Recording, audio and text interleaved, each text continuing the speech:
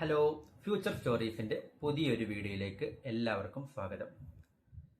Video തുടങ്ങുന്നതിന് മുമ്പായിട്ടൊരു കാര്യം പറഞ്ഞോട്ടെ. നിങ്ങൾക്ക് ഇന്നത്തെ ഈ വീഡിയോയിൽ സംസാരിക്കുന്ന വിഷയം നിങ്ങൾക്ക് ഉപകാരപ്പെടുന്ന ഒന്നാണ് എന്നുണ്ടെങ്കിൽ നിർബന്ധമായിട്ട് നിങ്ങൾ ഈ ചാനൽ ഒന്ന് സബ്സ്ക്രൈബ് ചെയ്യാൻ ശ്രമിക്കുക. കാരണം ഞങ്ങൾക്ക് തരാൻ പറ്റുന്ന ഏറ്റവും വലിയൊരു സപ്പോർട്ട് അതായിരിക്കും. നമ്മൾ ഇന്ന് ചർച്ച ചെയ്യാൻ പോകുന്നത് എന്താണെന്ന് വെച്ചാൽ ഹെൽത്ത് ഇൻഷുറൻസിൽ വളരെ പ്രാധാന്യമുള്ള ഒരു കാര്യമാണ് ഏർലി ക്ലെയിം എന്ന് പറയുന്നത്. രണ്ട് തരത്തിൽ ഇത് ആൾക്കാർക്ക് ബാധകമാകാറുണ്ട്.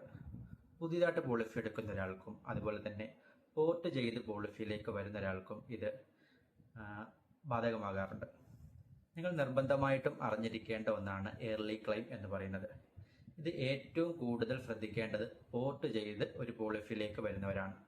അപ്പോൾ നമുക്ക് ഇതിനെപ്പറ്റി ഡീറ്റെയിൽ ആയിട്ട് പറയാം. എന്താണ് ഏർലി ക്ലെയിം എന്ന് വെച്ചാൽ, നിങ്ങളിപ്പം ഏതെങ്കിലും ഒരു പോളിസിയിൽ ഒരു 2 വർഷമോ 3 വർഷമോ അല്ലെങ്കിൽ 5 വർഷമോ 10 വർഷമോ ആയിക്കോട്ടെ, നിങ്ങൾ അത് പോളിസിയിൽ കണ്ടിന്യൂ ചെയ്യുകയും അതിനുശേഷം നിങ്ങൾക്ക് ആ പോളിസിയുടെ നിങ്ങൾക്ക് പോരാ, നിങ്ങൾക്ക് മറ്റൊരു പോളിസിയിലേക്ക് പോർട്ട് ചെയ്ത് മാറണമെന്ന ഉദ്ദേശത്തോടു കൂടി നിങ്ങൾ മറ്റൊരു കമ്പനിയിലേക്ക് പോർട്ട് ചെയ്ത് മാറാറുണ്ട്.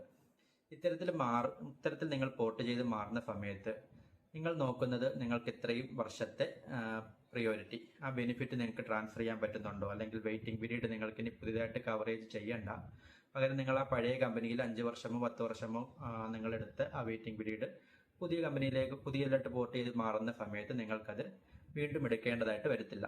ഇത്ര മാത്രമാണ് നിങ്ങൾ പല സമയത്തും നോക്കാറുള്ളത്.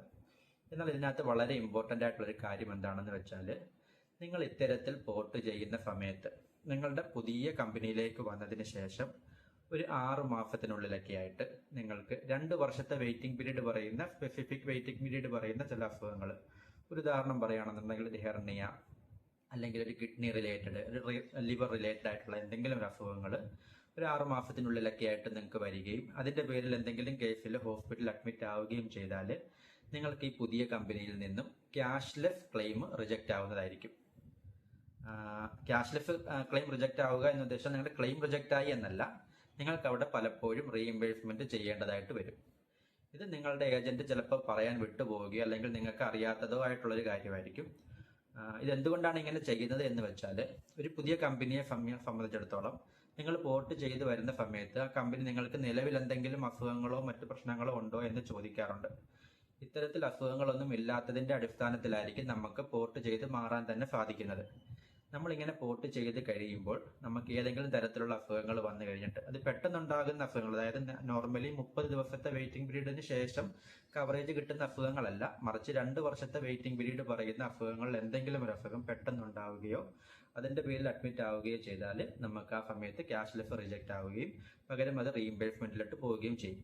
കമ്പനി ചെയ്യുന്നത്, നമുക്ക് കമ്പനിയുടെ ഭാഗത്ത് നിന്ന് നോക്കുമ്പോൾ ഈ ഇത്തരത്തിലുള്ള അസുഖങ്ങൾ മറച്ചു വെച്ചിട്ടാണോ നമ്മൾ ഈ പോളിസി എടുത്തത് എന്നുള്ളൊരു സംശയം കമ്പനി പ്രകടിപ്പിക്കുകയും അതിനു വേണ്ടിയിട്ട് കൂടുതൽ ഡോക്യുമെന്റുകൾ അവർ ചോദിക്കുകയും ചെയ്യും.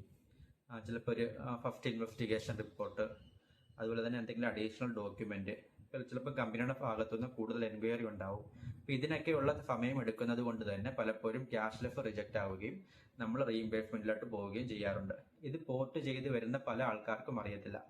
അവർ ഇത്രയും വർഷത്തെ വെയിറ്റിംഗ് പീരീഡ് നമ്മൾ കവറേജ് കിട്ടിയതാണല്ലോ എന്നുള്ള ഉദ്ദേശത്തിൽ നമ്മൾ പോർട്ട് ചെയ്തിട്ട് പെട്ടെന്നൊരു ഹോസ്പിറ്റൽ കെയറിൽ അഡ്മിറ്റ് ആയി കഴിഞ്ഞാൽ, അത് നെറ്റ്വർക്ക് ഹോസ്പിറ്റൽ ആണെങ്കിൽ പോലും പോയി അഡ്മിറ്റ് ആയി കഴിഞ്ഞാൽ ക്യാഷ്ലെസ് അവിടെ റിജക്റ്റ് ആവുകയും നമ്മുടെ കയ്യിൽ നിന്ന് പെട്ടെന്നൊരു പണം അടയ്ക്കേണ്ട അവസ്ഥയും വരാറുണ്ട്. അപ്പം ഇതൊരു തെറ്റിദ്ധാരണയാണ് പലർക്കും, അത് അതിന്റെ പുറത്തുണ്ടാവുന്നതാണ്.